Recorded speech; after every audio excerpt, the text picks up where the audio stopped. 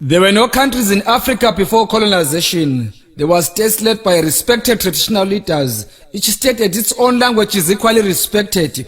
We were Christians but worshipping God in our own African way. We were not educated but we lived a natural quality life of our choice. Polygamy was our characteristics and identity as we biblically wanted to multiply.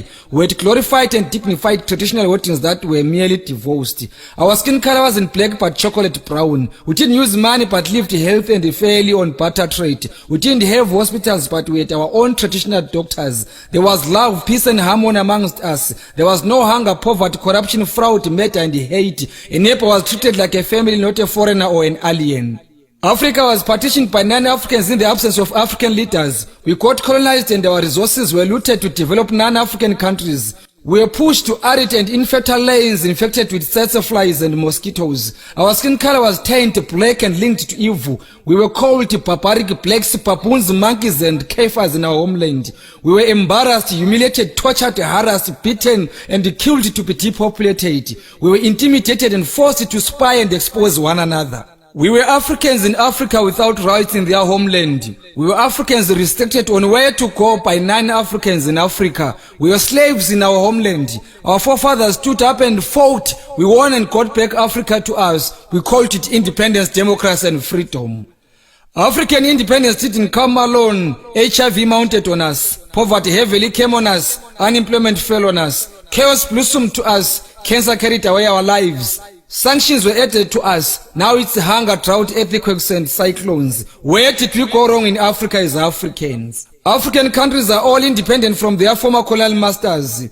Where are the fruits of independence, if I may ask? We now worship God in a non-African way. We are no longer polygamists, we are lesbians and gays. Sodom and Gomorrah was brought to us in Africa by non-Africans. African identity has been suppressed and diluted, polluted and converted. We Africans support non-African football clubs more than our own African teams. English, Portuguese, Spanish and French are our official languages at the expense of our own Bantu languages. We collectively fought together as Africans during our liberation struggle. We were not using visas, passports, emergency traveling documents, permits and asylums. What happened to our unity and togetherness? An African needs a passport and sometimes a visa to visit an African country. An African is annually given 90 days of staying in an African country. An African needs a certain amount of money to be granted permission to visit an African country. An African needs a study permit to start in Africa. An African needs a residential permit or an asylum to stay in Africa. An African needs a work permit to work in Africa. African speaks non-African languages more than their own African languages. Africans are called refugees in Africa while non-Africans are called tourists. Africans are called poachers in Africa while non-Africans are called professional hunters. Products manufactured from African products are unaffordable to Africans.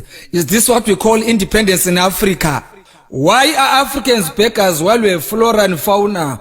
Why do Africans need non-Africans to solve their own African problems? How many Africans have solved non-African problems? How many African leaders have sensitive posts like security in United Nations, and why? Is SADC and OAU helpful to Africans or is a toothless bulldog? Why do Africans hate one another? Why are Africans herbs rejected to cure Africans while non-Africans tablets cure Africans? Why are late African men called demons while their surnames are still in use?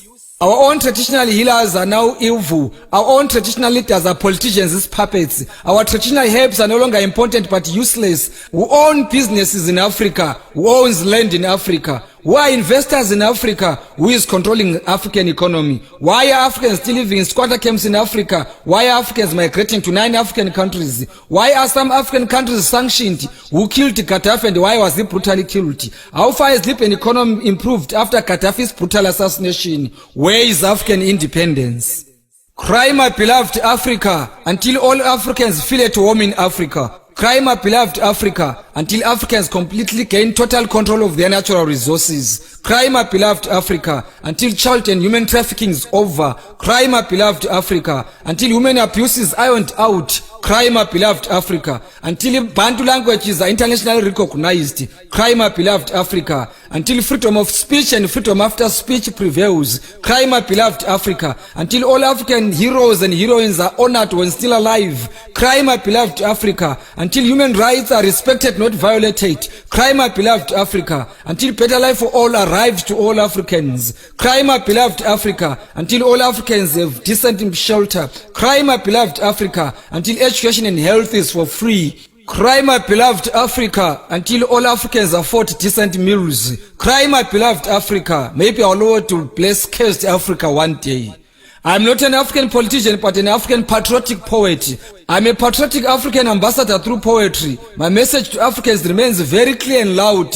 My message to Africans remains poetic, not political. I'm not against non-Africans, but I advocate for African unity and peace. I won't keep quiet until all Africans wake up, smell coffee, and get united. I am Obed Dube.